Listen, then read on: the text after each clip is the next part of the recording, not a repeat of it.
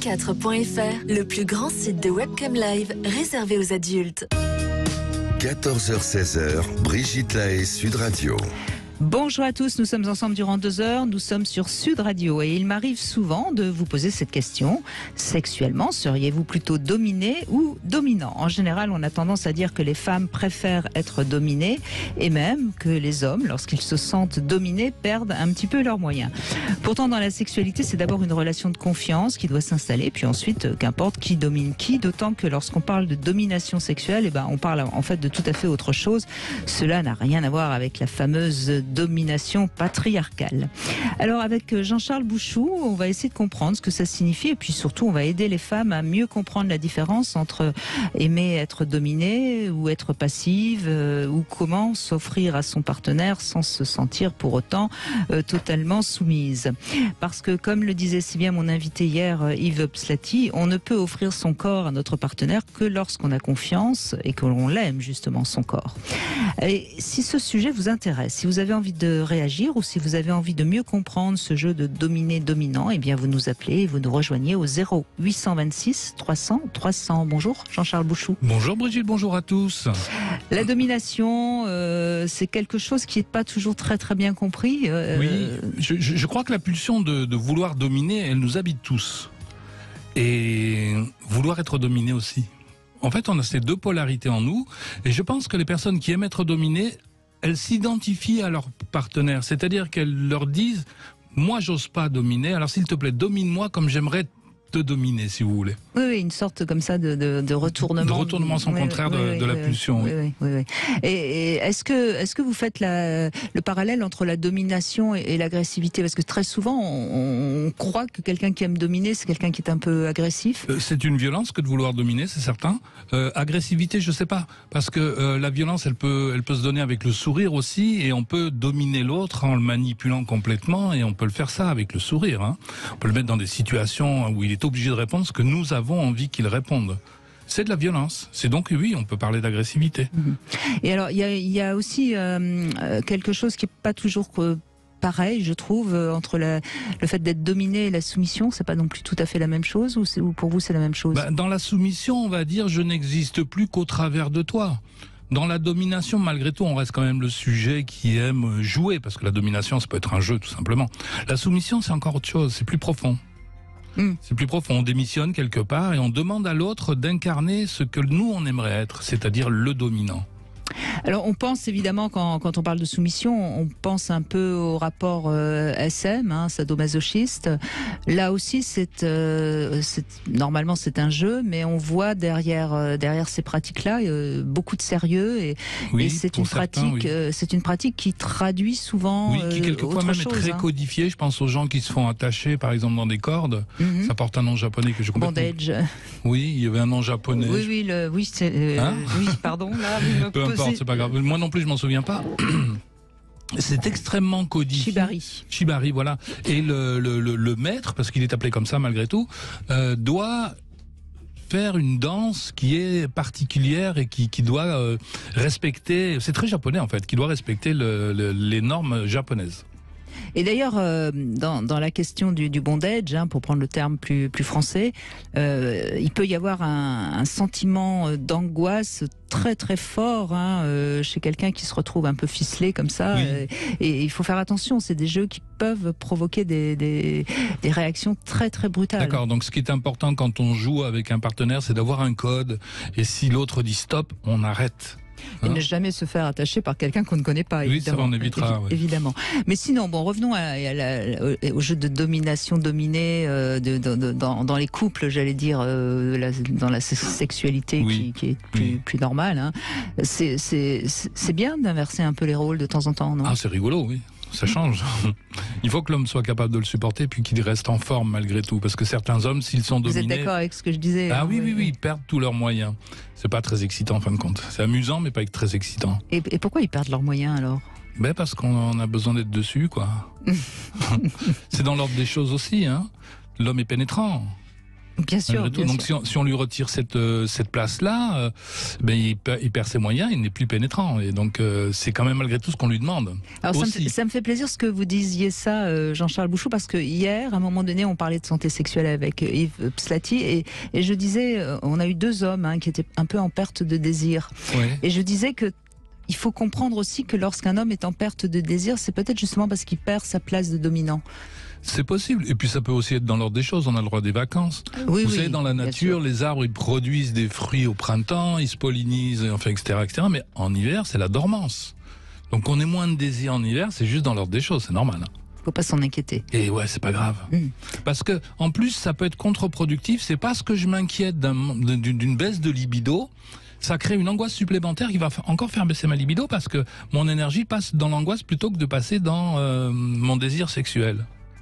Donc ça vaut le coup à un moment donné de dédramatiser, quoi. On n'a pas de désir en ce moment, il fait froid, c'est assez normal. On a moins de désir en tout cas. Sauf qu'il faut toujours quand même s'alarmer si ça dure trop longtemps. Parce que moins on a de désir, moins on en a. Enfin, je veux dire, il y a quand même, c'est un peu comme l'appétit. Moins on mange, moins on a faim. On a faim, bien sûr. Après, il faut s'entraîner, quoi. Et puis, alors on va pas parler spécialement du désir aujourd'hui, quoique pourquoi pas. On sait aussi qu'il y a désir et désir. Il y a désir d'avoir envie de sexualité, et puis il y a le désir de l'autre. Et oui, voilà, on est amoureux de la personne, ce qui nous amène effectivement un désir. Et après, on peut avoir envie de se soulager, ce qui est encore une autre histoire. C'est moins romantique.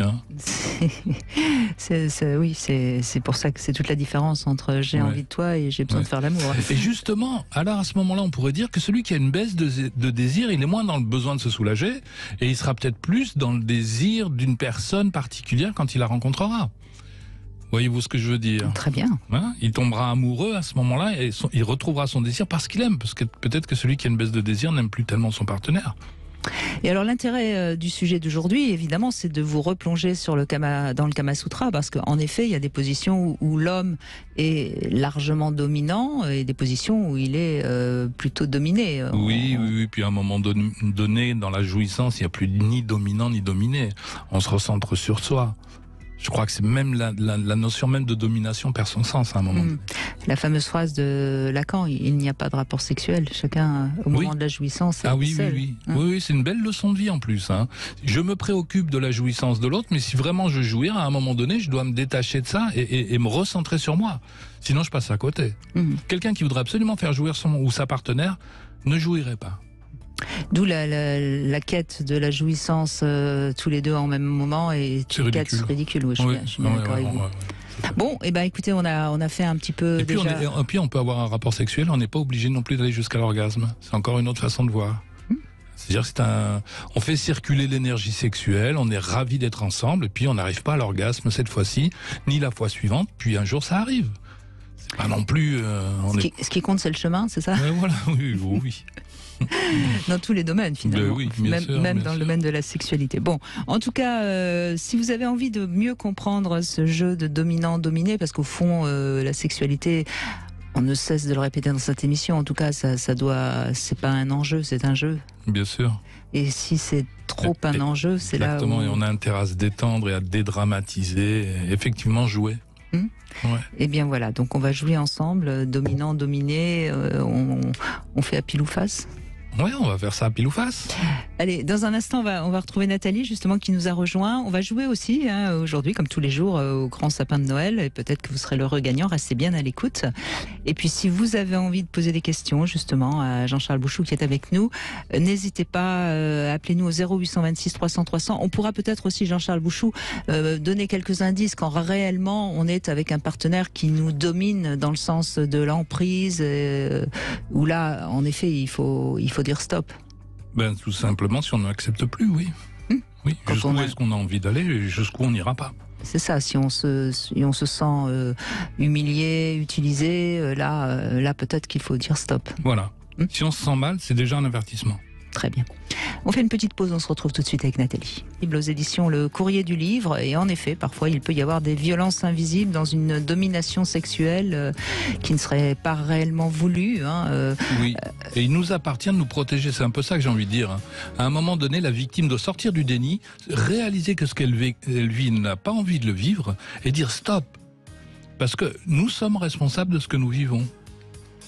C'est bien de le répéter, de le rappeler, parce qu'on a quand même tendance dans notre société actuelle à aimer se poser en victime. Oui, c'est très à la mode.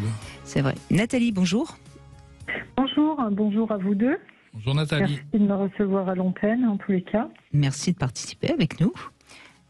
Eh bien, donc pour l'instant vous êtes seule, je crois. Oui, mais voilà, je voulais parler des expériences passées. Oui. Voilà, par rapport à la domination, justement. Effectivement, moi, je suis pas je pense que mon caractère, après, on n'est pas deux personnes, on est une personne, j'ai envie de dire. Moi, je suis pas une personne qui m'impose forcément, donc je pense que ça doit être normal que je suis pas bien dans l'idée de dominer. Je préfère être dominée, si on peut appeler les mots ainsi, quoi, en fait. Oui, dans la sexualité, relation, vous préférez voilà. que ce soit l'homme qui prenne les commandes et qui vous... Voilà, exactement, ouais. Même si j'aimerais que ce soit un peu plus inversé, mais bon, je pense que mon caractère me le permet pas aujourd'hui, quoi.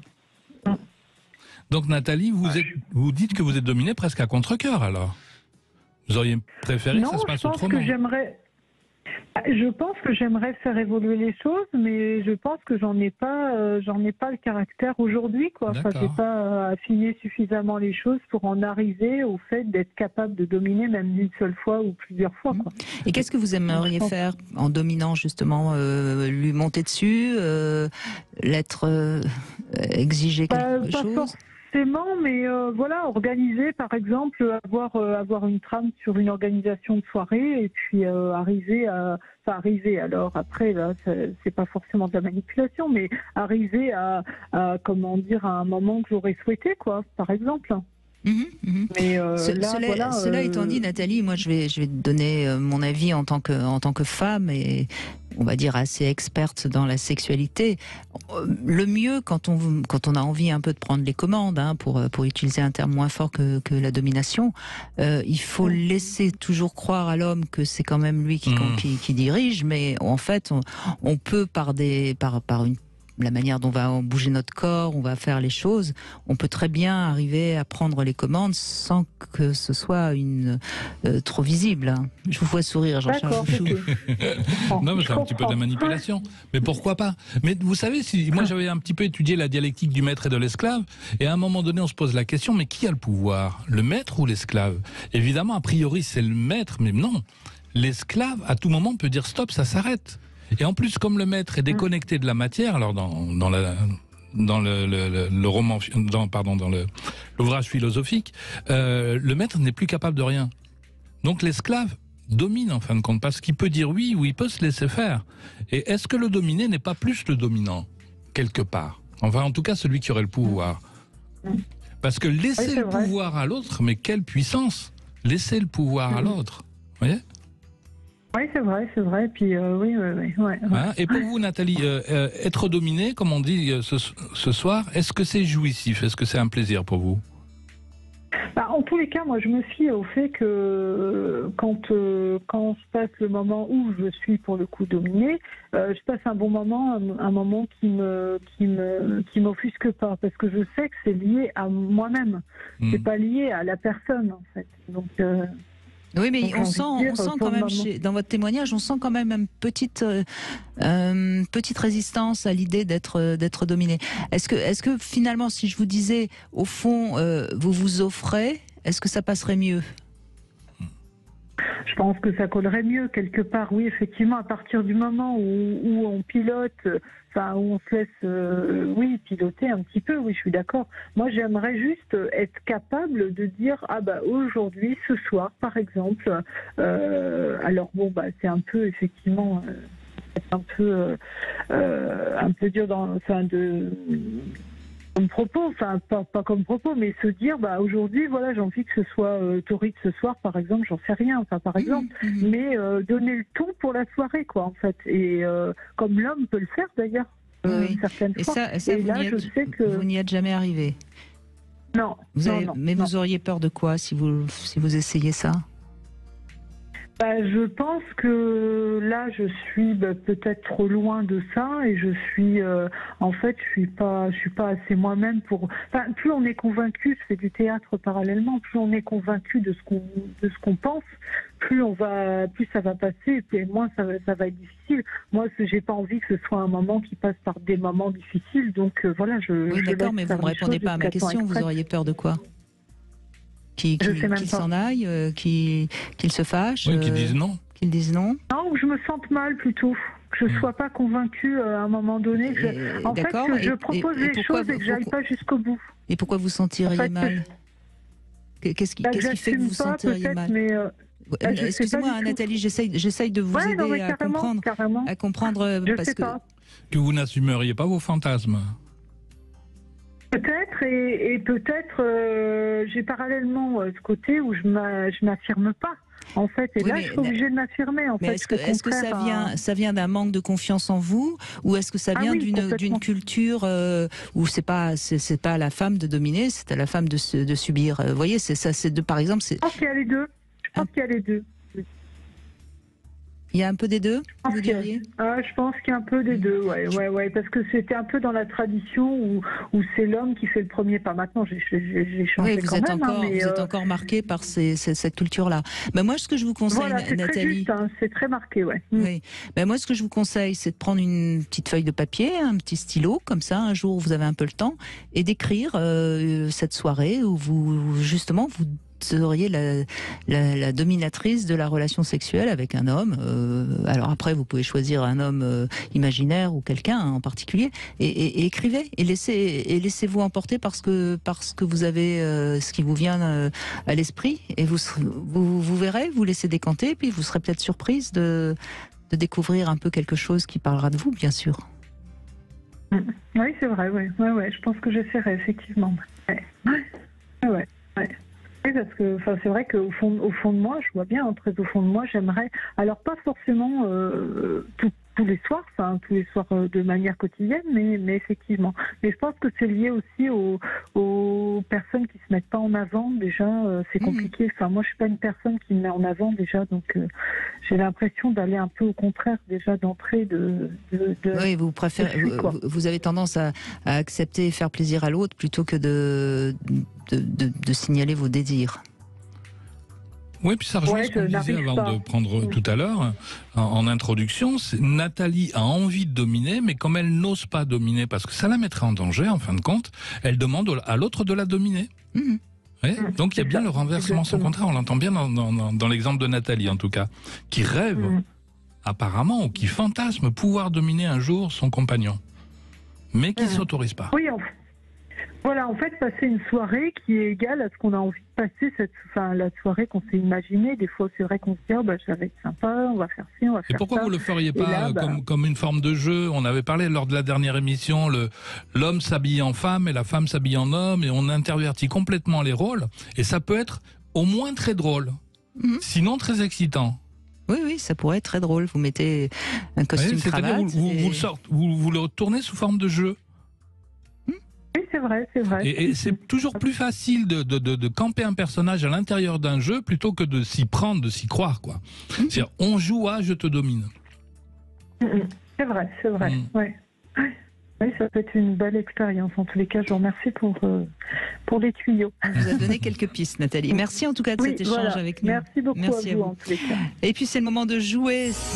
Nous jouons au jeu Grand Sapin de Noël. Et oui, c'est maintenant. Et c'est donc le moment pour vous d'ouvrir votre cadeau de Noël en direct sur Sud Radio dans un instant. Alors peut-être que vous allez gagner votre séjour au parc Futuroscope. Peut-être que vous allez gagner une montre Icewatch. Peut-être des enseignes Bluetooth JBL, et puis peut-être encore d'autres cadeaux. En tout cas, il y a beaucoup de cadeaux au pied de ce grand sapin de Noël sur Sud Radio. Et pour gagner, il faut nous appeler. Vous connaissez le numéro 0826 300 300, et ce sera le 16e appel qui va gagner, donc à vos téléphones. Allez, on fait une petite pause, et puis dans un instant, c'est notre Sexy News que nous retrouvons Julia Palombe qui va nous parler de cul comme d'habitude. Brigitte Lahaie, Sud Radio, c'est l'instant Sexy News. Eh bien, c'est Julia Palombe, Jean-Charles Bouchou qu'on retrouve et qui va nous parler de cul, mais aussi de la tête. Oui, de la tête au cul. N'est-ce pas?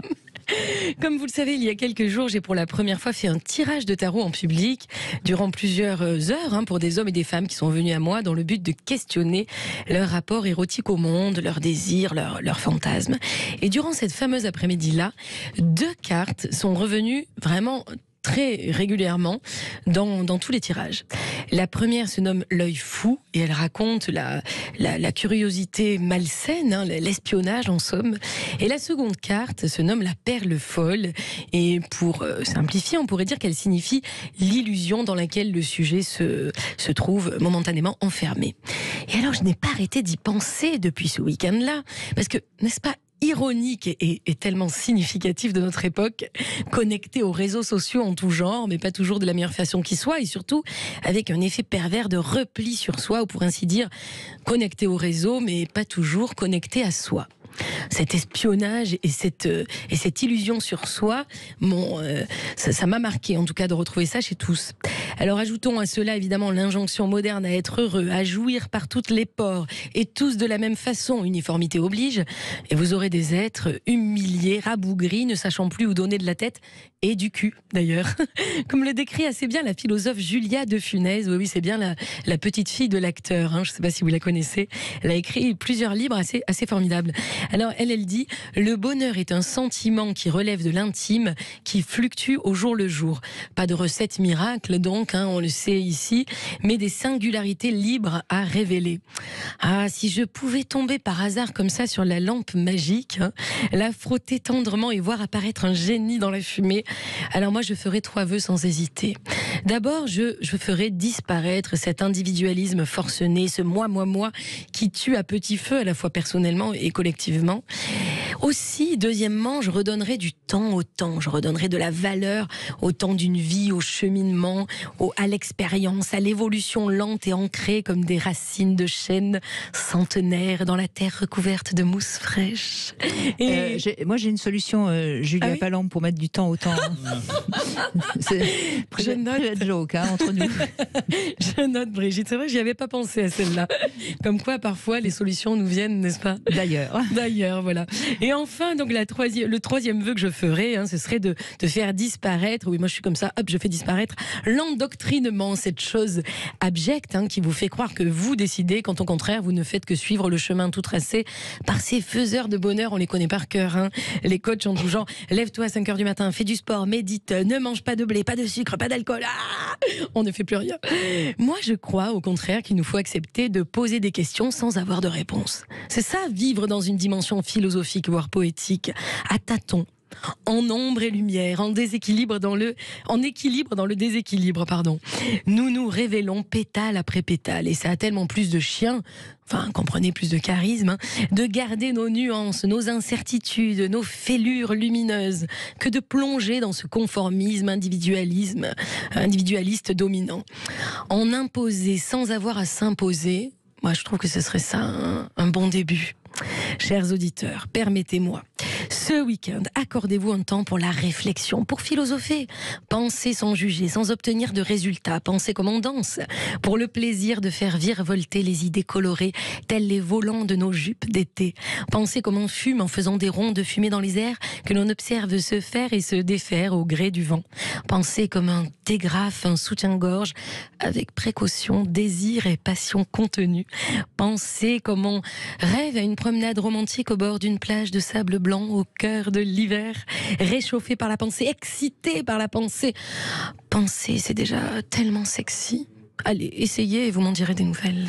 Alors, je suis évidemment a priori d'accord avec vous, Julia Palombe. C'est bien mais je crains malheureusement, et on l'a vu encore avec le témoignage de Nathalie, je crains malheureusement que ce soit pas si simple pour les gens de penser par eux-mêmes. Et la mode des coachs aujourd'hui prouve bien à quel point les gens ont besoin d'être soutenus, guidés, conseillés. Je dis pas que c'est bien, encore une fois, je préférerais que chacun soit libre d'oser être lui-même, mais je pense que c'est une richesse intérieure que malheureusement peu de gens ont. Je suis plus indulgente j'essaye de rester indulgente sur tous ces gens qui ont besoin en effet qu'on les guide. Oui, j'ai le sentiment que quand on pose une question, on ouvre une porte. Et que quand on répond à la question, en fait, on la ferme. la porte. Hein. J'entends. Non, mais j'entends ce que vous C'est pour dites. ça, moi, je fais un métier où les personnes viennent poser des questions et je les regarde en leur disant « Et vous, qu'est-ce que vous en pensez ?» Il n'y a pas toujours... quelquefois, il y a une lumière qui passe dans les yeux et il n'y a pas de réponse. Hein. Oui, bien sûr, mais déjà, ceux qui viennent font une démarche éloignée du coaching. Hein. Oui. C'est vrai. Parce que le coaching, c'est quoi? C'est aller voir quelqu'un pour qu'il nous dise quelle couleur mettre demain matin et comment faire. Donc, mais c'est pour ça que je crois qu'il est important aussi d'avoir d'autres discours comme celui qu'on a aujourd'hui. Oui, de dire, vous n'êtes pas obligé d'aller voir ces coachs-là. J'entends bien, sauf qu'il faut être capable d'être suffisamment libre et d'oser pour penser par soi-même. Petit pas par petit pas. Quand on écoute le témoignage qu'on vient d'entendre de Nathalie, on voit bien à quel point c'est compliqué. Ouais, Nathalie, elle attend qu'on lui demande d'être dominée. Et évidemment, ça n'arrivera jamais parce que c'est déjà une position de soumise. Mais oui. Et je pense que beaucoup de gens préfèrent qu'on leur dicte ce qu'ils ont à faire, voilà. Et c'est pour ça que je suis, peut-être que je peux continuer à faire cette émission parce que justement, je suis très indulgente sur les questionnements et qui demandent une réponse parce que c'est compliqué pour les gens de laisser la porte ouverte. Ouais, à la question.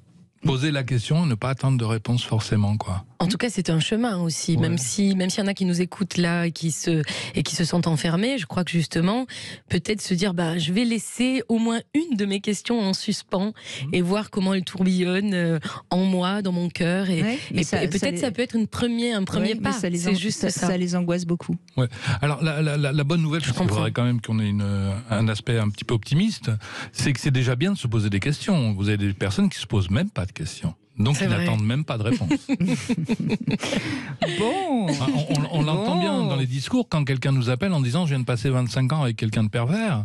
Et je me demandais si c'était normal, quoi. Donc il n'y a pas vraiment de question. La personne ne se pose même pas la question « mais comment je me sens ? Est-ce que j'ai envie que ça continue ou est-ce que j'ai envie que ça s'arrête ?» Donc au moins quand elle vient vous poser la question, moi quand je reçois des gens en cabinet qui viennent me dire « à votre avis, est-ce que c'est normal ?» Je la regarde, je dis « à votre avis à vous, quoi. Qu'est-ce que vous en pensez ?» Et je réponds à une question par une autre question. Et les questions sont les portes ouvertes. Non ? Oui, moi je trouve aussi que cette phrase « en imposer sans avoir à s'imposer », qui pourrait d'ailleurs s'appliquer aux dominants et aux dominés, elle est assez intéressante finalement. Bon, et voilà. Bonjour Jérôme. Vous avez 3 questions, alors vous n'êtes pas obligé de répondre, hein, vous pouvez laisser la porte ouverte. Bonjour Brigitte, bonjour Jean-Charles. Bonjour Jérôme. Et bonjour Julia. Première question Jérôme, est-ce que dans la sexualité, vous préférez être dominant ou dominé ? Dominant. Dominant. Bon, vous êtes bien un homme, ça me rassure. Merci. Deuxième question, vous avez eu plutôt une partenaire ou 100 partenaires ? Non, plutôt une partenaire. Plutôt une, d'accord. Donc vous êtes un homme d'aujourd'hui. Non, pardon. Mais c'est pas un défaut d'avoir eu une partenaire. Ça va, c'est magnifique d'avoir eu 100 partenaires si ça nous convient. C'est magnifique d'avoir eu une partenaire si ça vous convient. Bravo Jérôme. Il n'y a pas de jugement. Il n'y a aucun jugement dans ma question. Enfin. Et dernière question. Qu'est-ce qui vous excite le plus quand vous regardez une femme ? Et ne me répondez pas ses yeux. Hein. Les oreilles. C'est ça. C'est ça, d'accord. C'est ça, et son allure générale, voire le regard en fait, si elle a le regard un peu aguicheur. Les yeux, le regard aguicheur. Je savais. Mais en même temps, c'est drôle parce que moi qui ai posé beaucoup dans des magazines de charme, comme chacun sait, j'ai appris qu'en fait, c'était le regard qui excitait le plus les hommes quand ils feuillettent un magazine de charme. Eh oui, Julia Palombe, il n'y a pas que les seins. Après, bon, si les seins sont bien, c'est tant mieux, hein, mais...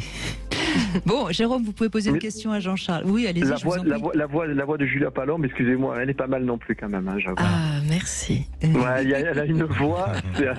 je crois qu'elle s'est un peu enjouée, non ou Non, pas du tout.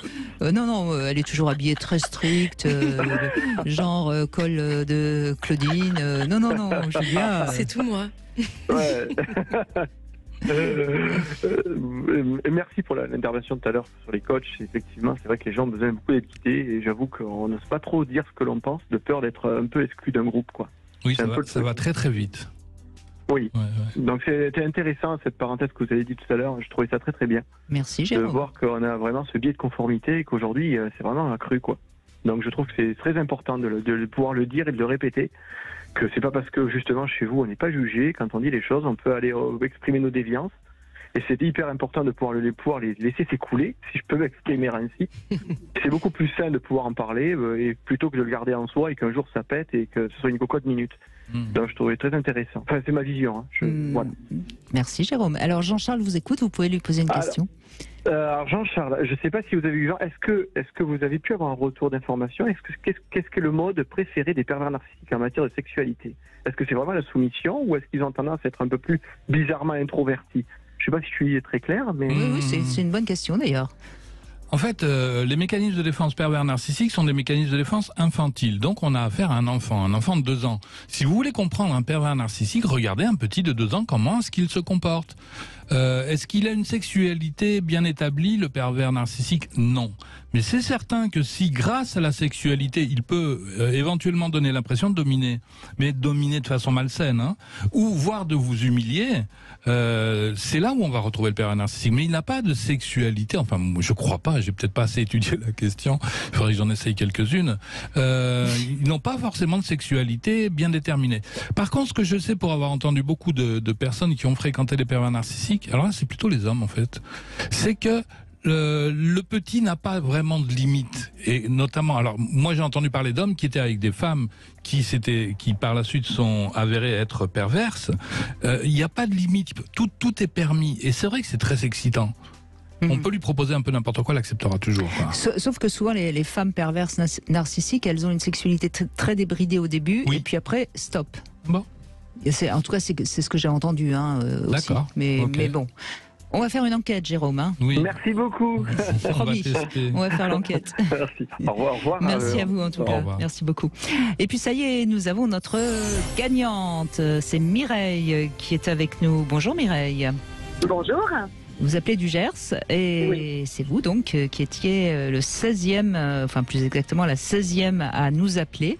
Et derrière ce chiffre 16, nous allons voir quel est le cadeau de Noël qui se trouve sous le sapin de Sud Radio. Eh bien, vous avez gagné votre moment de bien-être dans un des instituts Guinaud-Marie Corps avec un soin visage, un soin du corps, afin que vous soyez encore plus belle pour les fêtes, Mireille. Super. Ça vous plaît? Bon, bah, tant mieux. Merci. Bon, allez, on continue notre grand jeu de Noël avec notre sapin sur Sud Radio jusqu'au 25 décembre. Donc restez sur Sud Radio puisque toute la journée, vous aurez peut-être la possibilité d'ouvrir un cadeau. Merci Mireille en tout cas. Allez, on fait une petite pause, on retrouve Bruno dans un instant sur Sud Radio. On va revenir sur le sujet du jour. FR, le plus grand site de webcam live réservé aux adultes. 14h-16h, Brigitte Lahaie, Sud Radio.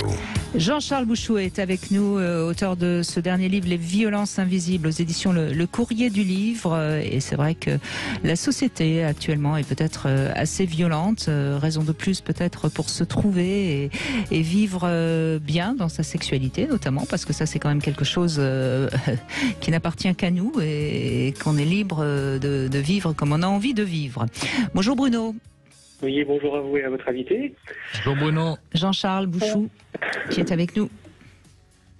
Oui, donc concernant le sujet du jour, je dirais j'avais pas trop d'approche jusqu'à une expérience récente qui m'est arrivée d'une manière complètement imprévue. Et là, je me suis fait complètement dominer sur ce rapport-là, en fait. D'accord, donc jusqu'à nouvel ordre, vous étiez plutôt dominant dans vos rapports sexuels. Et là, vous êtes tombé sur une femme qui vous a dominé, c'est ça? Complètement, oui. Si vous avez 2 minutes que je vous raconte cette petite anecdote. Bien sûr, allez-y. Oui. Donc en fait, en l'occurrence, je jouais à un appartement et il m'est arrivé il y a quelques temps de rencontrer des filles qui m'ont contacté pour travailler dans cet appartement. Donc, ça m'a pas causé de soucis, chacun fait ce qu'il veut chez soi, et puis bon, on a rentré un peu en sympathie, et là, en l'occurrence, récemment, je devais intervenir pour faire une réparation dans ce fameux appartement. Donc, j'interviens en tant que dépanneur, et il y avait une personne de plus, que je ne connaissais pas. Donc, on fait mon intervention, la personne donc en possession de cet appartement, me dit bah, tiens, pendant que ta présence, j'en profite pour aller faire une petite course. Bon, pas de problème, elle va faire sa petite course, je continue ma bricole. Et la demoiselle donc, que je ne connaissais pas vient me voir un petit peu en panique et me dit bah voilà Bruno, j'ai un coup de fil, j'ai un rendez-vous. Ben, je dis écoute, c'est pas de problème pour moi, hein, je vais faire mon travail de mon côté, toi du tien. Et elle se met à rigoler. Et on se prend dans les bras en rigolant de cette anecdote comme ça, où elle se voit que j'étais très détaché et très ouvert d'esprit sur le sujet, quoi. Et donc ben là, il a fait son activité, la personne repart, et puis on... Donc, si je comprends bien, c'était une femme qui vendait ses charmes. C'est ça. D'accord. Bon, je ne ferai pas de commentaires supplémentaires. On sait que c'est plus autorisé aujourd'hui, mais c'est pas grave. Continuez, je vous en prie, Bruno. Donc là, on se met à rire de la situation un petit peu quand même rocambolesque, hein, et puis on me dit ben oui, c'est comme ça, c'est toujours comme ça, c'est toujours expéditif, mais ça me pose pas de problème. Et puis pendant qu'elle me parle de une anecdote comme ça, et de son quotidien, je me mets à lui mettre la main sur la nuque et à lui caresser un petit peu la nuque. Et là, elle se met un petit peu à frémir, et puis bon, je continue dans cet esprit-là, en restant très, très, très justement précautionneux et pas du tout en venant sur le terrain du sexe. Hein. Et au bout de... Donc c'était un geste tendre que vous lui donniez. Complètement, je lui caressais la nuque et les épaules, vous voyez. Mm-hmm. Elle appréciait plutôt bien, donc on est resté comme ça. Et au bout de 20 minutes, elle s'est mise à me prendre les cuisses et à me sauter dessus. Elle m'a jeté sur le lit. Et d'une manière tellement violente que d'ailleurs, ça m'a fait carrément un craquement au niveau de la base du pénis. Ah mince, oui. Qui était même sonore, à tel point qu'elle l'a même entendu. Donc elle sortit en rigolant, en me disant c'est le préservatif, c'est le préservatif. Mais je lui ai dit non, c'est plus bas. Et pour autant, elle a recommencé. Et de fait de cette douleur-là, en plus, moi, j'en finissais plus. Et elle m'a frappé par les bras, elle me sautait dessus. C'était un moment de soumission que j'ai subi, qui était au-delà en plus de la situation de l'inconnu, de la porte pas fermée, de cet environnement que je connais pas plus que ça non plus, vous voyez. Ça faisait beaucoup de choses et depuis, on s'écrit tous les jours. C'est une situation qui est assez surprenante, et cette soumission que j'ai subie, en plus cet univers-là, on n'y pensait pas, et quand on en a parlé après, elle me dit mais non, je ne sais pas ce qui m'a pris, ça m'est jamais arrivé. Mais finalement, vous avez fait l'amour ou pas ? Ah bah oui, quand elle m'a sauté dessus, c'était le craquement, il n'était pas par hasard. Hein. D'accord, oui, non, mais on ne savait pas trop si finalement... Oui. D'accord. Et vous continuez à faire l'amour ou vous êtes juste en relation ? Eh ben en fait, elle est repartie peu de temps après. Oui. Donc on se met des messages, on s'envoie quelques photos, et puis on discute tous les jours. Mais vous ne l'avez pas revue pour une relation sexuelle ? Non, alors après, je n'ai pas envie de rentrer dans cet univers que je ne connais pas, mais elle m'évoque des fois des difficultés de confidentialité. Oui, mais on sent dans la manière dont vous racontez l'histoire que ça vous a, je ne veux pas dire perturbé, mais ça vous a marqué. Complètement, c'était vraiment... En plus, l'anecdote, elle me prenait pas le dépanneur. Quand je suis parti en disant ici c'est chez moi, elle ne savait pas. Je me demande si c'est pas ça aussi qui fait qu'il y a une notion de confidentialité, parce que elle me demande toujours de pas en parler, quand je voudrais te revoir, mais je sais pas comment faire.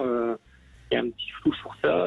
Au-delà de cette exclusivité sexuelle qui en plus on était hyper raccord, quoi, parce que là on était vraiment dans la même notion de plaisir et tout ça, sauf que oui, le fait de subir l'acte, ça m'a fait un peu bizarre, mais c'était tellement bien aussi que c'était un grand moment. Ce qui est intéressant dans ce que raconte Bruno, Jean-Charles Bouchou, c'est qu'à un moment, il a bien utilisé les mots « elle s'est jetée de manière violente sur moi ». Oui. On voit bien qu'il y a quelque chose presque d'agressif. Donc dans la domination, il y a forcément quelque chose d'agressif. Mais à un moment donné, très rapidement, Bruno le prend aussi pour un jeu. Vous savez, je l'ai évoqué tout à l'heure, c'est, je pense, la meilleure solution pour sortir de problématique, de sentir dominé, c'est de le vivre comme un jeu. Et Bruno le prend comme un jeu et visiblement ça l'entraîne à la jouissance. Il joue le jeu et ça a l'air d'être une très belle expérience qu'il a eue là. Ah bah là, oui, effectivement, c'est le mot, oui. Oui, on sent que cette femme, il y a presque un avant et un après avec cette rencontre-là. Mais les petits-enfants font ça, enfin d'autres sur un autre niveau, c'est la bagarre. Vous voyez, on a de l'agressivité en nous, on joue à la bagarre jusqu'au moment où on va trop loin. On a fait mal à l'autre ou l'autre nous a fait mal. Et là, on dit stop, quoi. Ça s'arrête. Et des règles commencent à s'élaborer. Mais a priori, avant d'élaborer des règles, ce qui est venu, c'est le jeu. Et je trouve que le jeu, c'est la réponse à beaucoup de choses dans le couple. Ça permet déjà de dédramatiser, de faire ce qui aurait pu être un fantasme, sans que ce soit très grave. Mais il y a une condition, c'est bien entendre que si l'autre pose la limite en disant là, stop, j'ai plus envie de jouer, j'arrête. Et à partir de là, des règles vont s'élaborer. Mais là, vous aviez envie de jouer jusqu'au bout. Disons, oui, ça c'est sans réfléchir, puis ce côté spontané et décomplexé complètement, ça me va plutôt pas mal. Donc c'est vrai que oui, c'était complètement ça. Et quand, avant que je parte, que je lui mets la main sur le front en lui disant, là, toi, c'est le sexe, elle me dit, maintenant, c'est le sexe, dans ma tête. Oui. Mais ce qui est intéressant aussi à signaler, Bruno, c'est que vous avez eu un geste très tendre vis-à-vis de cette femme, et elle ne doit pas être habituée à ça. Et je pense que c'est ce qui a déclenché chez elle cette envie brutale que vous lui fassiez l'amour. Et c'était forcément elle qui devait prendre les initiatives, puisque vous étiez dans un geste tendre.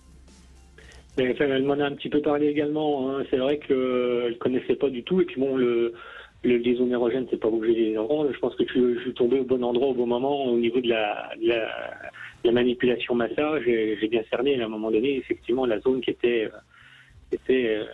le point d'explosivité, quoi. Il n'y a pas d'autre mot. Hein. Mais, et ça c'est un petit peu mon rôle de vous mettre en garde, je pense que cette femme a quand même visiblement un parcours compliqué, difficile. Soyez prudent quand même. Alors, on ne parle pas du tout elle m'a juste demandé si j'étais célibataire et une photo de mon intérieur d'habitation, que je lui, entre guillemets, lui prouve. Mais on ne parle pas du tout, on reste tout sur ce sujet très puéril du plaisir, et c'est tout. Oui. On n'évoque rien du tout. Bon. Bah écoutez, en tout cas, merci de nous avoir raconté cette histoire qui visiblement vous a séduit. Hein. On sent que vous êtes attaché maintenant à cette personne même. Hein.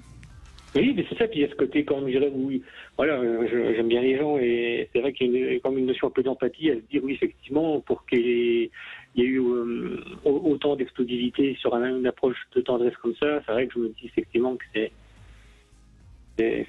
des belles personnes qui mériteraient d'avoir plus d'attention, effectivement, oui. Mais bon. Oui, donc pour en revenir au jeu, c'est ce qu'ils ont joué, donc Bruno et cette jeune femme. Cette jeune femme, elle a peut-être l'habitude, si elle fait le métier que vous avez évoqué tout à l'heure, de se poser en objet. Et à ce moment-là, avec un sujet qui domine, ne serait-ce que par le fait qu'il paye, quoi. Là, en jouant avec Bruno, elle s'est sentie, ou plutôt quand Bruno lui a caressé les épaules, elle s'est sentie sujet, elle s'est sentie digne d'intérêt. Et à ce moment-là, elle a switché, et c'est Bruno qui est devenu l'objet. C'est rigolo. Mais par contre, à la fin, ça se termine en jeu, donc c'est plutôt sain ce qui s'est passé. Absolument, absolument. Merci Bruno. Allez, la petite devinette du jour. La fidélité, c'est comme une forte démangeaison. Pourquoi, Jean-Charles Bouchou? La réponse, c'est tout de suite après les infos. 14h-16h, Brigitte Lahaie, Sud Radio.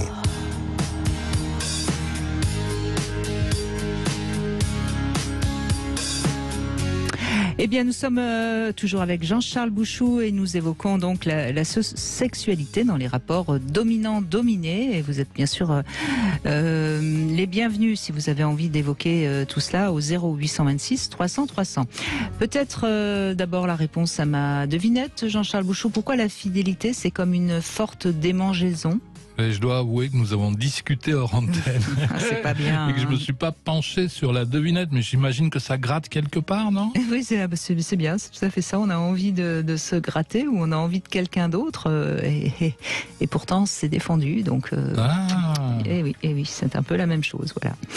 Alors on continue avec Aurélie qui est avec nous, qui est plutôt en position de dominer également. Bon, ce qui est assez classique, hein, on l'a dit en introduction. Hein, on va plutôt retrouver les femmes qui ont envie d'être dominées et les hommes qui ont envie d'être dominants. Hein. Et j'aime bien parce que il me semble que vous aimez vous offrir, Aurélie, c'est bien ça? Oui, c'est exactement ça. Bonjour Brigitte, bonjour Jean-Charles. Bonjour Aurélie. Oui, je préfère l'expression s'offrir à quelqu'un plutôt que d'être dominé. C'est plutôt une idée de lâcher prise, de se laisser complètement guider et porter par l'autre. Oui, mais j'aime bien aussi parce que quand on dit que je m'offre, ça veut dire qu'on aime son corps et on est ravi de l'offrir à l'autre. Alors justement, non, moi je dirais pas que j'aime mon corps, et c'est peut-être aussi ça qui fait que je suis peut-être plus à l'aise aussi dans la position de dominer. C'est peut-être aussi pour cacher un manque d'assurance, pas en totalité, mais je pense que ça en fait partie. Et pourquoi vous aimez pas votre corps? Parce que j'ai perdu beaucoup de poids et qu'il y a beaucoup de traces de cette perte de poids. Et je préfère même mon corps quand il était gros, rond, gonflé, comme on peut le qualifier, je sais pas, plutôt que maintenant qu'il est plus difforme. D'ailleurs, je vais bientôt avoir une chirurgie plastique qui va faire qu'on va faire disparaître ces traces-là. Et je pense qu'une fois que mon corps sera différent, j'aurai une plus forte assurance et que je pourrai enfin faire plaisir à mon conjoint en étant dans la position de dominante. Je pense que ça va pouvoir m'aider psychologiquement pour être dans cette position, puisqu'il est demandeur de ça. Vous savez, Aurélie, quand on aime quelqu'un, on aime ses défauts. Ah, mais alors lui, il adore, lui, c'est pas le problème. J'en suis pas surpris, hein. J'en suis pas surpris du tout. Oui, il arrive à faire abstraction totalement de ça, c'est moi. Non, je pense pas qu'il fasse abstraction. On aime les défauts de l'autre et on veut surtout pas faire abstraction. Un sein qui tombe est beaucoup plus parlant, émouvant qu'un jeune sein qui tient tout droit. En tout cas, quand on aime la personne, c'est comme ça qu'on le voit. Oui, mais lui, il m'encourage dans ce sens-là en me disant que l'opération, je la fais pour moi et pas pour lui, déjà. Et mais lui aussi, il est assez d'avis que je vais gagner en confiance et peut-être me révéler un peu plus sur ce sujet-là. Ouais, ou acheter un fouet. Oui, je l'ai déjà, le fouet, mais j'ai un peu de mal à en servir, c'est plutôt lui. Oui, mais Aurélie, c'est encore une fois, votre corps, d'abord c'est le vôtre, et puis qu'est-ce qu'il fait? Il traduit votre vécu, votre vie, ce que vous avez été, ce que vous êtes, et je crois qu'il faut l'aimer, le respecter et faire ami avec lui. Mais oui, je me réconcilie doucement avec lui, mais parce que je sais que j'arrive à cette issue-là, parce que c'est des années de préparation depuis que j'ai eu une opération de l'estomac pour perdre du poids. Ça fait 6 ans que je suis sur le sujet, que j'atteins ce but ultime de l'aspect visuel, on va dire. Mais je sais que c'est pas un problème par rapport aux hommes, parce que même quand je faisais 120 kilos, j'avais des conquêtes masculines qui étaient capables de me dominer également. Mais là, c'est vraiment un rapport à moi. Et j'ai envie vraiment de découvrir cette partie de moi qui pourrait être plus dans la domination. Mais en même temps, il y a un côté où moi, je me retrouve en tant que dominée, où j'ai pas à réfléchir. Et quand je suis dans la position dominante, je réfléchis beaucoup à me dire il faut que je fasse ça pour lui donner. C'est plus fatigant. Et du coup, alors déjà j'ai l'impression de m'oublier, de pas prendre de plaisir à ça. Et en plus de pas faire bien. Voilà, je me sens maladroite. Il faut vraiment que mon partenaire soit explicite, ou que je comprenne que ça lui donne du plaisir pour pouvoir continuer dans ce sens-là. Mais c'est vrai que c'est plus simple d'être dans la position de dominer. Finalement, on laisse faire, on n'a pas besoin de réfléchir à ce qu'il faut faire. Hein. Il ne faut pas réfléchir, mais mon conjoint qui lui réfléchit beaucoup, très imaginatif, me parle d'un autre plaisir aussi, spirituel ou intellectuel, de réfléchir, d'imaginer des scénarios par exemple. Et c'est un autre plaisir que j'aimerais vraiment découvrir. D'accord. Au travail. Un travail, oui. Mais pourquoi vous avez besoin, c'est ça qui est intéressant dans le témoignage d'Aurélie, pourquoi vous avez besoin que votre corps corresponde mieux à l'image que vous voulez en avoir que pour pouvoir être dominante? Oui, d'autant plus qu'Aurélie, elle est quand même soutenue par son partenaire, c'est important, qui lui tient les mêmes propos que je tenais moi tout à l'heure, c'est je t'aime tel que tu es, quoi. Et je t'aime parce que tu es comme ça, c'est même encore plus. C'est parce que ton corps raconte quelque chose, il raconte une vie, il raconte des difficultés, comme le mien d'ailleurs, raconte des difficultés de la même façon. Et on aime le défaut de l'autre. Ah oui, alors pourquoi ça me ramène Parce que je pense que ça me ramène à plein d'histoires d'un passé pas agréable et que c'est une page que j'ai besoin de tourner. Je pense que c'est Oui, mais il faut faire attention que ce soit pas l'excuse pour ne pas dominer, vous voyez, parce que... Ah non, parce que ça m'arrive. Non, parce que ça m'arrive. Ça m'arrive, ça m'arrive de temps en temps. Un excès d'oubli de moi. Je m'oublie. Il y a des moments, voilà, j'arrive à m'oublier.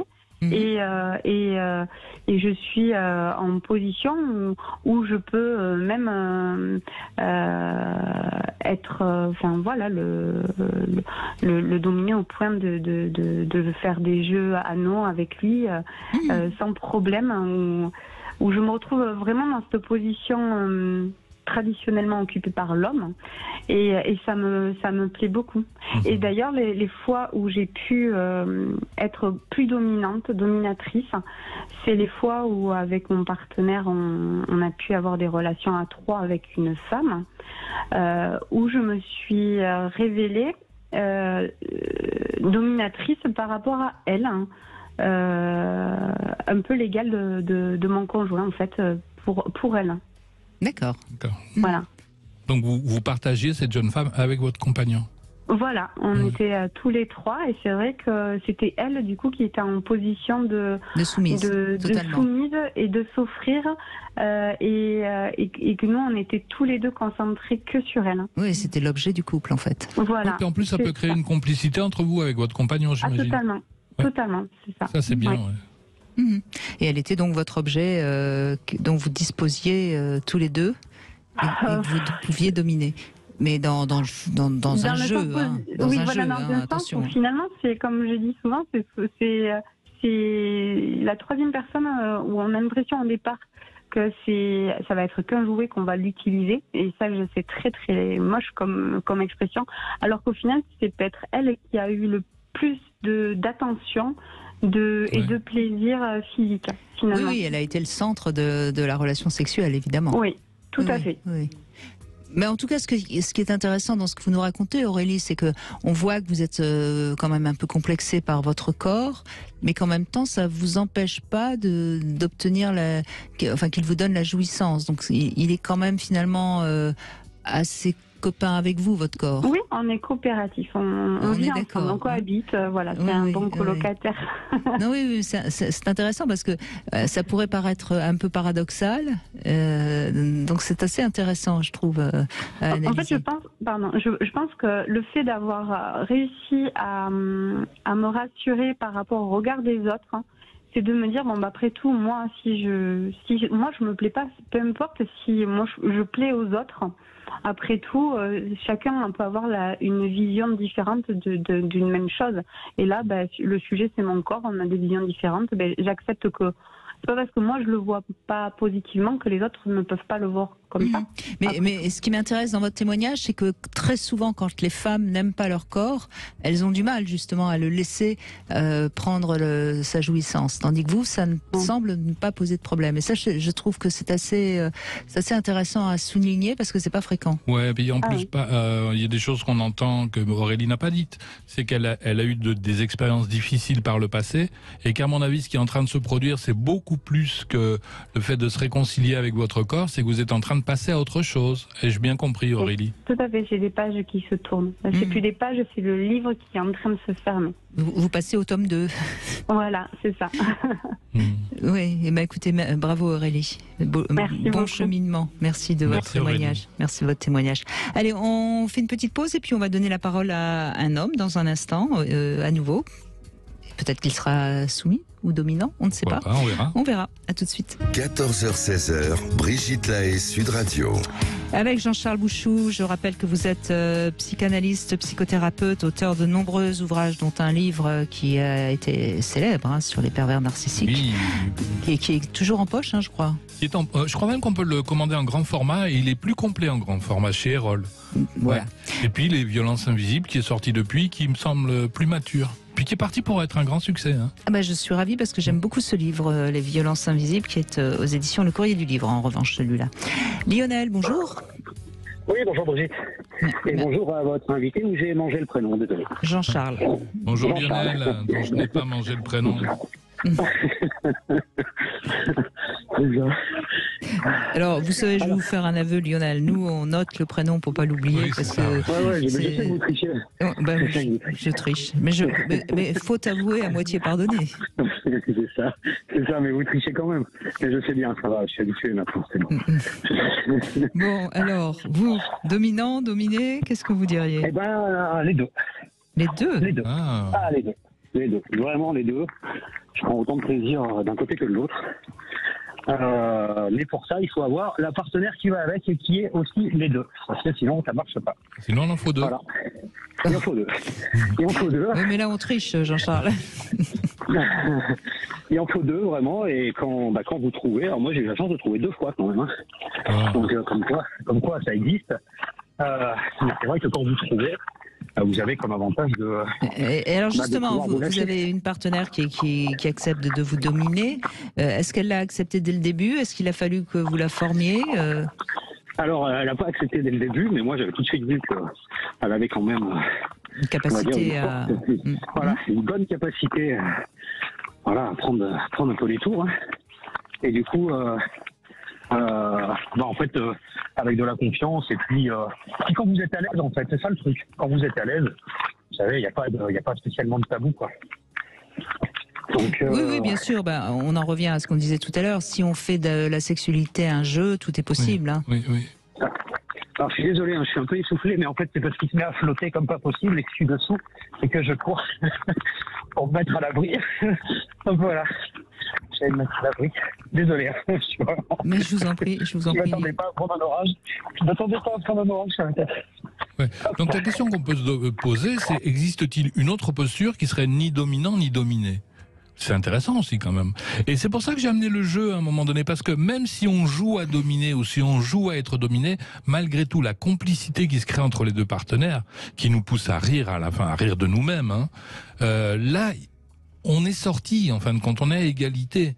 La complicité, c'est quand même autrement plus intéressant que la domination, je trouve. La domination brutale, quand on se prend en jeu, quand on a oublié qu'on est en train de jouer, en fait.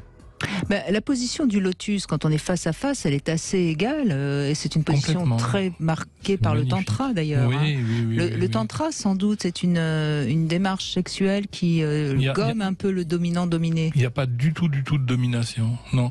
On le disait hors antenne tout à l'heure, puisqu'on parlait de quelqu'un qui s'est cassé les 2 bras et qui est obligé de se faire laver par un tiers. Mais moi, ça, je l'ai fait dans le tantra. Laver son partenaire ou sa partenaire, c'est juste magnifique. Et effectivement, quand on lave l'autre, on est complètement à son service, mais on n'est pas du tout dominé. C'est magnifique. Et puis quand ensuite on inverse et que c'est l'autre qui nous lave, c'est formidable. Il nous fait un cadeau là magnifique. Et on voit bien que la notion de dominant-dominé disparaît complètement. Qu'est-ce que vous en pensez, Lionel? Vous êtes en train d'être lavé par la pluie, c'est ça? Non, c'est bon, je me suis mis à l'abri, mais oui, je me suis bien fait laver par la pluie, ouais. Non, mais en fait, mais c'est encore une fois, moi, ce que je ressors de ce que vous venez de dire, c'est qu'il faut une complicité. Et je pense que, de toute façon, pour accepter d'être dominé, déjà, il faut quand même une forte complicité. Parce que autant être dominant, c'est quelque chose qui... Je suis pas sûr. Mais de mon point de vue en tant qu'homme, on a toujours tendance à... Enfin, dans l'imaginaire, en tous les cas, on imagine que l'homme va être beaucoup plus dominant dans la relation. Accepter d'être dominé pour un homme, et quand je dis dominer, c'est dominer complètement, c'est à mon sens beaucoup plus complexe. Il faut vraiment faire confiance en fait à la personne en face de vous. Faut qu'elle soit aussi dans l'envie de le faire. Il faut pas que ça soit quelque chose où elle le fait pour vous faire plaisir, parce que sinon ça fonctionne pas, et ça fonctionne pas du tout. Donc il faut quand même qu'elle soit complètement ouverte à ça. Et après, dans le rapport inverse, de redevenir entre guillemets dominant et elle soumise, c'est quelque chose qui encore une fois demande beaucoup de confiance et puis du lâcher prise, quoi. C'est-à-dire qu'il faut vivre le moment.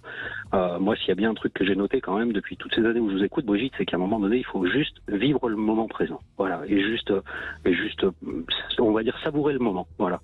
Bien sûr. Voilà. Laisser nos sens nous emporter et que ce soit pas la tête qui décide, quoi.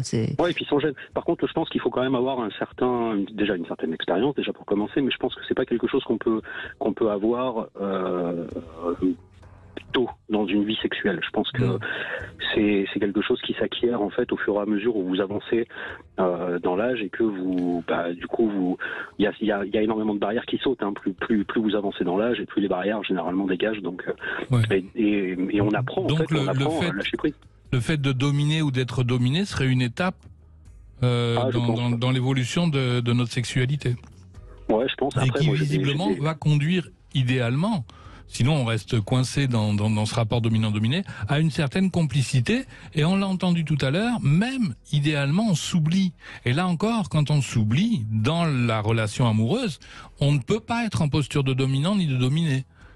Et donc là, on est proche d'une méditation. À ce moment-là, la sexualité devient une méditation à part entière qui va nous permettre d'arriver à quelque chose de spirituel, éventuellement. Oui, parce que finalement, par exemple, imaginons qu'une femme domine totalement un homme et le caresse, lui fait une fellation, monte sur lui fait l'amour. Quelque part, certes, elle est en apparence dominante, mais aussi c'est un hommage à son corps qu'elle lui fait. Ouais, puis ce sont des vues de l'esprit en fait. Ce sont des vues de l'esprit, c'est-à-dire que si on décide qu'une chose est dominante, ça sera dominant, et si on estime qu'une chose est dominée, enfin bref. Vous parliez de la fellation par exemple, est-ce que faire une fellation à quelqu'un c'est le dominer, ce qui est pas faux, ou est-ce que c'est être dominé au service de l'autre? Mais absolument. C'est un petit peu comme tout à l'heure quand je disais on lave son partenaire, mais quand on lave son partenaire, c'est quand même... C'est là, on en revient à la dialectique du maître et de l'esclave. C'est l'esclave qui a le pouvoir en fin de compte, et c'est le maître qui est le plus stressé des deux.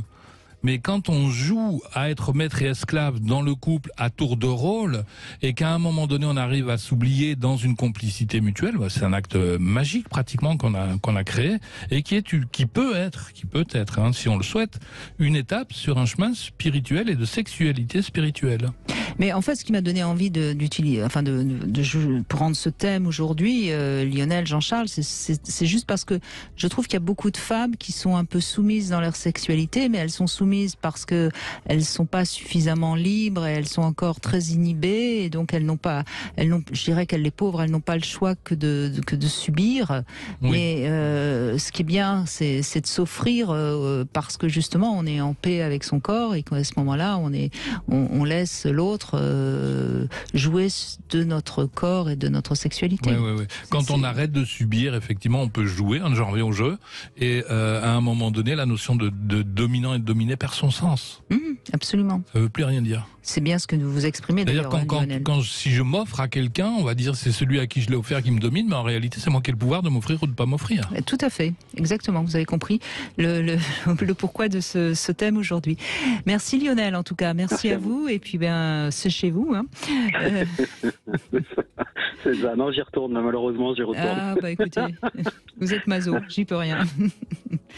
Alors, on va faire une petite pause. On va revenir sur le Love Conseil. On va parler des menottes, puisque c'est un peu dans le thème du jour, un petit peu quand même. Et puis, on va pouvoir tester un très joli jouet également. Et puis, vous continuez à nous appeler 0826 300 300. Est-ce que vous voulez revenir sur ces thèmes, soumission, domination, etc., etc. Alors évidemment, puisqu'on parle de soumission aujourd'hui, j'ai pensé qu'un petit love conseil sur les menottes, ça pourrait être intéressant. Ah oui, ça tombe à pic. Ça tombe à pic. Hein. Alors vous savez que c'est grâce au roman 50 nuances de Grey qu'il y a eu une nette augmentation de vente de menottes, fun hein, pour dans les sex shops. Parce que justement, il y a eu une sorte comme ça d'appel et de révélation d'un fantasme. Alors c'est vrai que c'est un fantasme assez soft d'être finalement complètement soumise, voire violée. Hein. Alors attention, hein, c'est pas le viol avec un inconnu. Oui, ça reste un jeu. C'est un jeu, bien sûr, parce que là, du coup, on est totalement soumise ou soumis, hein, puisqu'on a les mains attachées et donc on est obligé de subir sans pouvoir se défendre, puisque on n'a plus la liberté de repousser l'autre avec ses mains. Alors il existe beaucoup de menottes fantaisie. Hein. Il y en a certaines qui sont avec juste des pressions et qui donc peuvent s'enlever assez facilement. Il y en a d'autres, il faut une petite clé. Je conseille toujours de faire attention de ne pas perdre la clé. Ça peut être un petit peu ennuyeux. Et puis on peut aussi utiliser des choses différentes. Par exemple, on peut utiliser un bas hein, pour menotter ça ou son partenaire. Alors attention quand même, parce que des liens trop particuliers, je pense notamment aux cordes, sont plutôt réservés aux initiés, hein, parce qu'il ne faut pas serrer trop fort. Les mains dans le dos, les mains attachées dans le dos, ça donne parfois une sensation plus violente, hein, parce qu'il y a une position encore plus soumise. Et puis on peut aussi, comme le feraient par exemple les policiers, hein, attacher la personne avec des menottes autour d'un barreau d'une chaise ou d'un meuble. Hein. Mais c'est évident que pour ce genre de jeu, il est essentiel qu'on ait confiance en l'autre, hein, parce qu'une fois qu'on a les mains attachées, on est vraiment à la merci de l'autre. Donc jamais de ce genre de jeu la première fois avec quelqu'un qu'on ne connaît pas, hein, ça me paraît évident. Et puis ce qui est important aussi, c'est que celui qui est le maître, hein, donc celui qui domine, soit attentif, parce qu'au moindre signe d'affolement, je crois qu'il faut vraiment libérer son ou sa partenaire. C'est des jeux entre adultes consentants, il n'est pas question qu'il y ait une sensation d'être agressé, d'être... Voilà, et qu'il y a un mot clé, hein, si l'autre dit stop, ça veut dire stop. Alors après, on peut choisir un mot, parce que l'autre peut dire non, arrête, et puis ça ne peut pas faire partie du jeu. C'est vrai aussi. Voilà. Oui. Donc il faut vraiment que ce soit un mot clé, je ne sais pas. Un mot clé.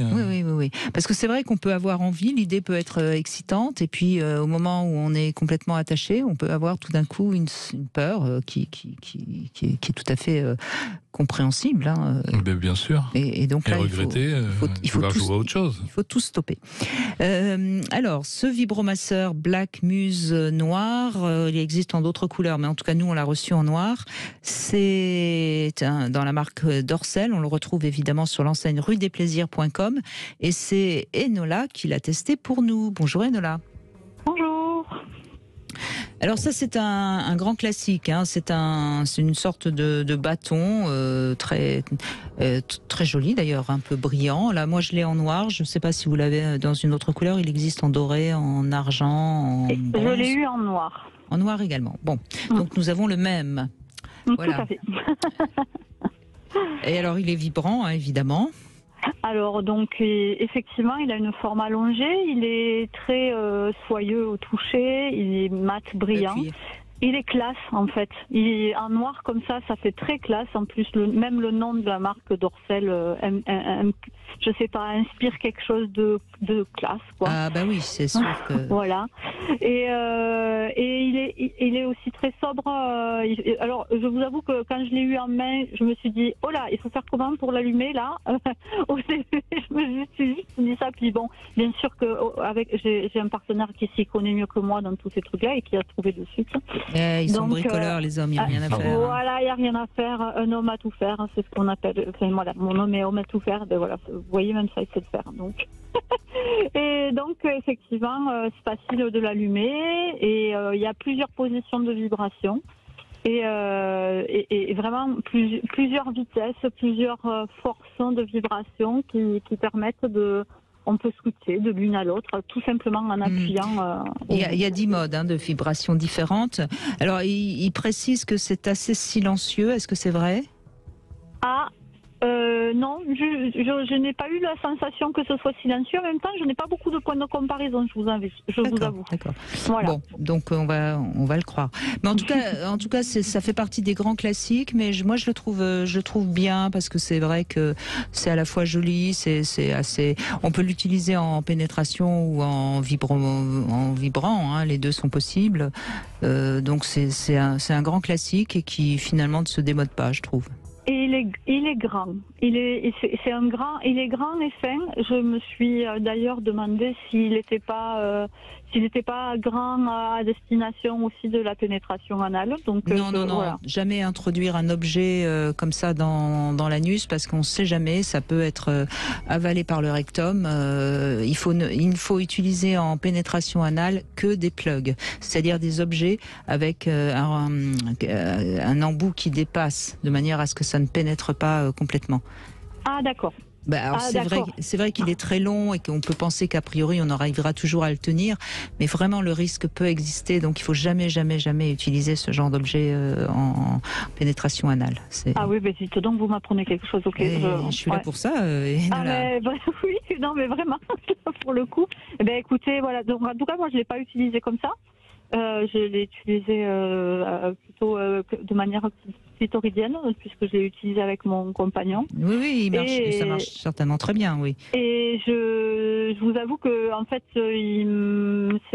moi je ne connaissais pas, j'avais jamais utilisé de vibromasseur et c'est la première fois que j'ai un orgasme hors pénétration. Donc ça ne m'est jamais arrivé. Donc c'était une expérience très nouvelle. Écoutez, il a rempli son rôle alors visiblement. Il a totalement fait son boulot. Écoutez, tant mieux. Mais c'est vrai que quoi qu'on en dise, la vibration d'un jouet, ça peut tout à fait provoquer des orgasmes clitoridiens pour des femmes qui n'ont jamais, parce que c'est la vibration. Et l'avantage, comme il est assez grand et long, ça fait vibrer la vulve, ça fait vibrer toute la partie intime et c'est très bien. Alors, en plus, il y a 15% de promotion en ce moment sur le site enseigne ruedesplaisirs.com. Donc, si vous avez envie de le procurer, il est assez abordable. En plus, il est à 29 €. Alors, ils ont mis 29,67 €. Je sais pas pourquoi. Mais enfin bon, ça reste quand même un prix tout à fait abordable par rapport à ça. Quelle note vous lui donnez, Enola ? 8 sur 10. 8 sur 10 pour ce jouet vibromasseur Black Muse de la marque Dorcel. Merci Enola en tout cas de l'avoir testé pour nous. Merci à vous. Merci beaucoup. Au revoir. Demain on reste avec vous Jean-Charles Bouchou. Vous êtes venu sur Paris et c'est bien de rester avec nous 2 jours. Et on évoquera justement quelque chose d'important. Savoir poser ses limites, savoir se faire respecter. Ah oui. Oui, c'est important. C'est pas facile, il y a beaucoup de gens qui ont du mal. Devenir sujet, je redis toujours un peu la même chose, mais redevenir sujet de sa propre vie. Donc s'autoriser à exister, et ça passe par quoi ? Ça passe par la capacité à dire non, tout simplement. Donc à poser une limite, une frontière. Et étonnamment, quand on dit non à quelqu'un, on risque de le vexer. Mais en même temps, on lui dit je suis un sujet, si je suis un sujet, tu en es un toi aussi. Parce que ce qui était intéressant aujourd'hui, c'est que si je me pose en objet, je ne pose pas vraiment l'autre en sujet, je le pose en objet consommateur. Mais c'est ce que nous propose notre société d'ailleurs. Nous ne sommes pas vraiment des sujets. Vous devez acheter tel produit. On a l'impression d'être des rois, mais en réalité, nous sommes des objets consommateurs. C'est le système qui veut ça. Oui. On en parle demain avec vous, Jean-Charles Bouchou. Plaisir. Tout de suite, on revient sur la question de domination, de soumission avec vous, Gérard. Bonjour. Bonjour Brigitte, bonjour Jean-Charles. Bonjour Gérard. Oui, alors nous dans notre couple, on va dire, c'est aussi bien soumission que domination. On va dire tout dépend du moment, du jeu, on va dire sexuel aussi. Et le plus important pour nous, c'est de s'offrir à l'autre. Voilà. Et donc vous avez un acte sexuel et naturellement, comme ça, il y en a un qui prend les commandes. Comment ça se passe? Dans les préliminaires. Alors, tout à l'heure, vous parliez de... voilà, on peut être attaché, voilà, ça peut être avec des jouets, ça peut être, on va dire, de façon un peu plus naturelle. D'accord, donc ça vous arrive de jouer au BDSM soft, c'est-à-dire... Voilà, oui, c'est toujours du soft, ouais. Oui, c'est-à-dire un peu être attaché, peut-être un petit fouet, enfin des choses comme ça. Les bandeaux sur les yeux aussi, peut-être? Oui. Parce que ça aussi, ça fait partie des jeux... Mais vous changez de place, c'est ça? Un jour vous êtes dominant, un jour vous êtes dominé. Voilà, oui, ça dépend du moment, ça dépend aussi du jeu, ce qu'on a envie aussi, voilà. Et qu'est-ce que vous préférez au fond? Vous avez une préférence ou pas, Gérard? Les deux. Moi, franchement, j'aime bien les deux. Et je veux dire, ça, en plus, ça évite l'ennui déjà dans le couple. Et c'est une question d'avoir plus confiance en l'autre, plus de complicité aussi dans le couple. Pour moi, c'est important. Mais par exemple, ça vous arrive donc de l'attacher? Est-ce que ça vous arrive aussi de vous faire attacher, par exemple? Oui. D'accord. Oui, donc vous êtes vraiment dans l'égalité de ce jeu. Mais vous ne perdez pas vos moyens dans ces cas-là? C'est-à-dire que vous êtes toujours en capacité de satisfaire votre partenaire? Oui. C'est-à-dire que si elle vous attache, vous êtes quand même celui qui va être pénétrant? Ou vous devenez pénétré? Je deviens pénétrant. Je suis vous restez pénétrant, d'accord. Parce que la soumission d'un homme pourrait aller jusqu'à ce que sa partenaire le pénètre, on est bien d'accord? Oui. Mais vous n'allez pas jusque-là? Mais là, non. Là, c'est pas le cas. C'est... par contre, si je suis attaché, c'est elle qui va venir sur mener la domination, voilà, la pénétration. Oui, bien sûr. Si vous êtes attaché, de toute façon, comme je dis souvent, la verge n'a pas de tête chercheuse, hein, donc si... C'est d'ailleurs drôle parce que ça me fait penser à un truc. Donc je le dis, finalement, les animaux, ils arrivent à se pénétrer sans les mains, mais l'humain, il n'est pas très doué. Hein. Oui, c'est vrai. Bon, peut-être qu'on aime tâtonner. Hein. Ça doit être ça, oui. Non, mais c'est vrai, quand on y pense, on est quand même un peu nul par rapport aux animaux. Bon, enfin. Oui, mais bon, se servir des mains, c'est agréable aussi. Voilà. Mais je pense que ça vient tout simplement de notre position verticale, c'est-à-dire qu'en se mettant debout, on a les femmes donc ne sont plus des femelles et donc forcément sont moins faciles à pénétrer. Oui. C'est tout, c'est juste ça. Et on n'a pas ce coït lorsque peut-être, comme on dit très justement, que la position du missionnaire, à l'origine, n'est pas naturelle. Peut-être qu'en se mettant à genoux, les reins cambrés, il y a moins besoin des mains. C'est une grande question philosophique, quand même, Jean-Charles Bouchou. Hein. On a flirté avec la spiritualité tout à l'heure, on s'en éloigne un peu. Bah oui, mais pourquoi pas? Non, mais peut-être qu'à l'époque des cavernes, d'ailleurs, c'est comme ça que c'est représenté dans La Guerre du Feu, le film de Jean-Jacques Hano. Hein, les femmes sont en levrette et le mec lui prend les cheveux et puis hop, il la pénètre. Parce que maintenant, on fait plus comme ça. Vous avez envie d'être ami avec les féministes, Jean-Charles Bouchou? Je crois que j'ai renoncé depuis longtemps. Bon, Gérard, alors qu'est-ce que vous avez d'autre à nous raconter? Écoutez, là, comme ça, dans le jeu, voilà, c'est notre expérience. Après, vous parliez de la levrette, oui, c'est une position qui est aussi, voilà, pour être dominateur.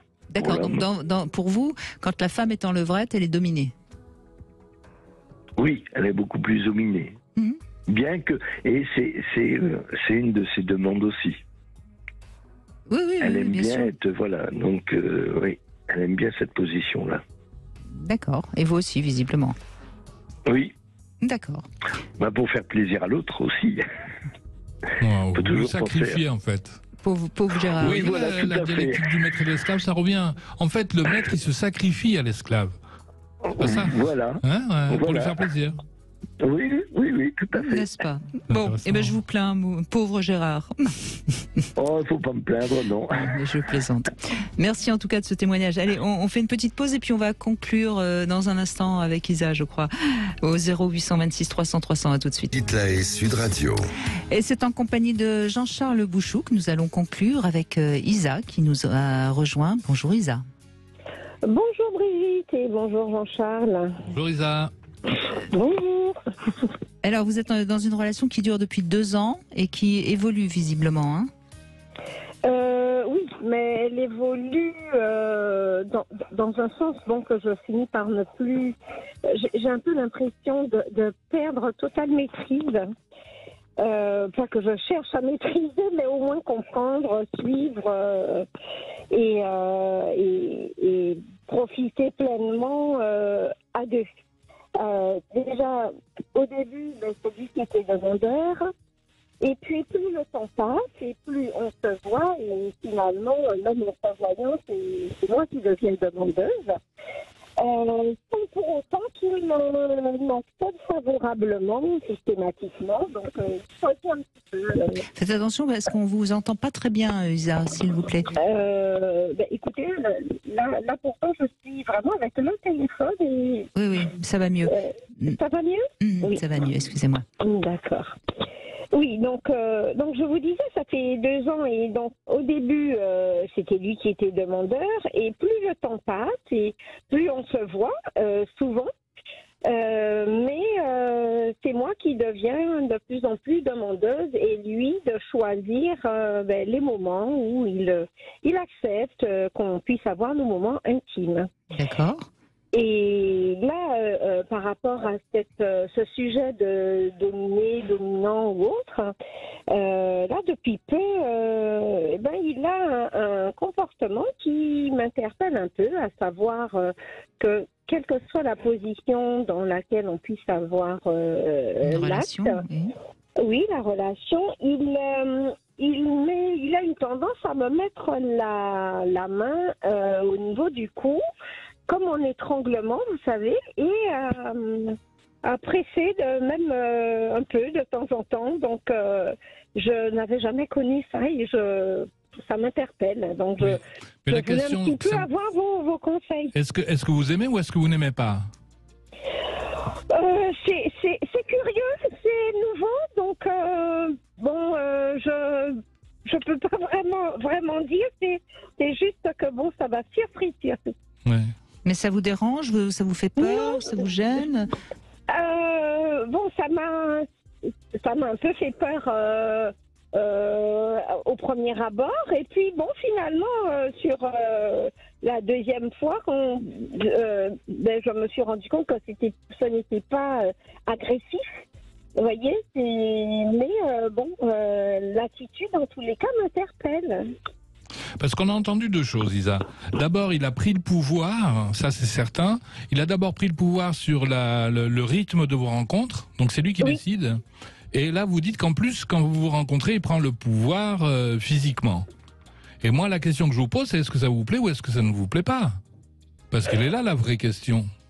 Et là, vous avez du mal à répondre, on n'arrive pas bien à entendre si c'est agréable ou pas. Oui, c'est vrai que j'ai du mal à répondre parce qu'en fait, une fois qu'on est ensemble et que nous sommes vraiment dans nos débats, je n'ai pas la sensation de dominant, dominé, parce que je peux être au-dessus ou lui, enfin là-dessus, vraiment...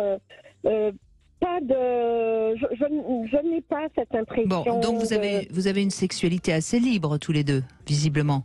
Oui, dans nos échanges, oui. D'accord.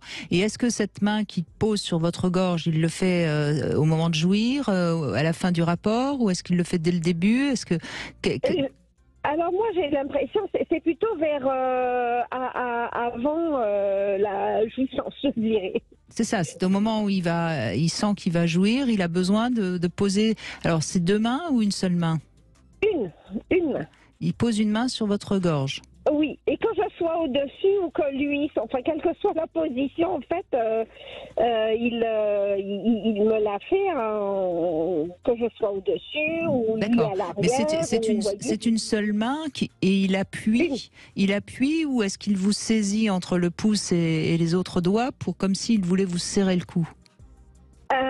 Alors, il appuie légèrement, mais pas comme une vraie strangulation, en fait. Hein. D'accord, parce que tout est là, c'est-à-dire que dans ce que vous racontez, on n'a pas l'impression qu'il voudrait d'une sorte d'attitude agressive, voire vous serrer le cou. On a plutôt l'impression que c'est une sorte de réflexe, qu'il a besoin de poser sa main sur votre cou comme il pourrait la poser sur votre sein, voyez. Oui, sauf que bon, en 2 ans, jamais il ne l'a fait. Donc c'est pour ça que ça m'interpelle. Et puis fait que l'acte, en fait, nous rencontre pour nos relations intimes. Nous pouvons nous voir dans la vie courante et tout, mais pour nos relations intimes, depuis quelque temps, bon, il fait un petit peu presque la fine bouche. La semaine prochaine, vous voyez. Oui. Mais ça, à la limite, c'est une relation qui dure depuis 2 ans, que son désir diminue. C'est pas quelque chose qui a grand chose à voir avec cette position de main qu'il met sur votre gorge. Là, en l'occurrence, c'est lui qui peut répondre, c'est pas nous. Hein. Moi, je sens pas qu'il y ait du danger dans ce que vous racontez. En tout cas, Isa, si vous voulez reprendre le pouvoir, peut-être que vous pouvez lui proposer une pause. Lui dire, moi j'ai souvent envie de te voir, toi c'est toi qui dessines toujours le rythme auquel on se voit, ça ne me correspond pas, ça ne me plaît pas, donc faisons une pause et réfléchissons chacun de notre côté. Je vous promets que c'est quelque chose qui marche très bien. Ça c'est sûr. Bien. Ouais. Et après, quand on se retrouve, on remet le débat sur le tapis et puis on prend des décisions ensemble sur un rythme qui convienne à l'un et à l'autre. Quant à cette histoire de main, moi j'ai plus l'impression que ça vous fait plaisir qu'autre chose, ou j'ai mal compris. Ça m'interpelle, c'est tout. Non, comme je ne suis pas du tout... je n'ai jamais eu ce type de comportement. Je me posais des questions, mais sans pour autant arriver à lui en parler. Oui, je ne suis pas arrivée à lui en parler. C'est ça qui est étonnant, c'est pourquoi vous n'arrivez pas tout simplement à lui poser la question. Mais la main sur la gorge, ça a rapport avec la parole. Hein. C'est un acte dominant, ça c'est certain, et en même temps, on vous empêcherait de parler à ce moment-là. Et vous le transportez après, vous n'arrivez pas à dire, tiens, tout à l'heure il s'est passé ça, parlons-en. Moi, vraiment, cette idée de pause, je pense que ça pourrait ça pourrait enrichir votre relation. Oui, ça c'est sûr. Et quant à la main qui pose sur votre gorge, c'est peut-être d'une manière tout à fait inconsciente. En effet, la manière d'éviter que vous puissiez gémir ou parler pour qu'il soit complètement concentré sur sa jouissance. Donc ça pourrait être quelque chose qui n'a absolument rien à voir avec un acte de domination. Ce serait pour, quelque part, être complètement recentré sur lui-même, vous voyez ? Oui. Mais c'est une interprétation. J'ai pas dit que c'était ça. Hein. Mais il y a que lui qui peut vous donner la bonne interprétation. C'est pas nous. Hein. Donc le mieux, c'est peut-être tout simplement de lui en parler. Tiens, j'ai remarqué quand tu vas jouir, tu mets ta main sur ma gorge. Est-ce que tu l'as remarqué? Pourquoi tu le fais? Et puis peut-être qu'il vous répondra tout simplement. Oui. Voilà. Mais écoutez, j'entends vos conseils parce que là, je suis un peu... on est là pour ça. On est là pour ça, pour vous aider. Et vous avez eu raison d'appeler, Elisa. Merci à vous en tout cas.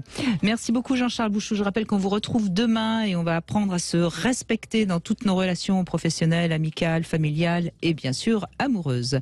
Et tout de suite, vous retrouvez C'est votre avenir.